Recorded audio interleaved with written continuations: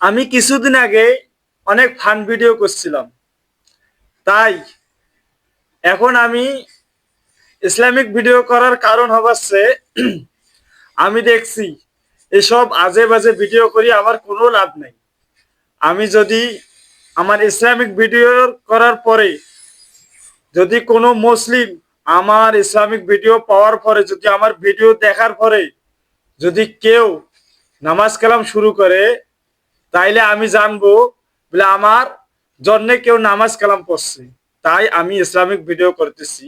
আর আমি কিন্তু অনেক মজার মজার ভিডিও ছাড়ছিলাম। তা আল্লাহর কাছে তো আমি ক্ষমা চাই, যেন আল্লাহ আমাকে মাফ করে দেয়, এরকম ভিডিও যেন আর না করি। আর আমি ইনশাল্লাহ 5 ওয়াক্ত নামাজ পড়তেছি এখন।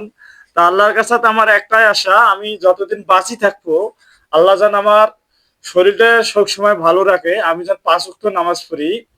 আর আমার কাছে আল্লাহর কাছে একটাই চাওয়া, আমার মুসলিম যত জাতি আছে মুসলিম জাতি ভাইদেরকে আমি বলতেছি, আপনারা সবাই 5 ওয়াক্ত নামাজ পড়বেন।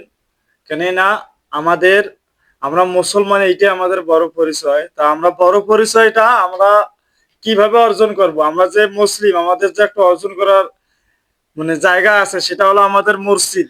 আমরা কিন্তু মসজিদে মসজিদে নামাজ কালাম পড়তে যাই।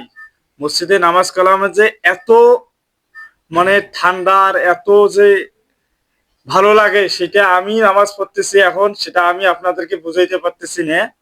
আর আমি মনে করো ইনশাল্লাহ এখন 5 ওয়াক্ত নামাজ পড়তেছি, আমার জন্য সবাই দোয়া করবেন।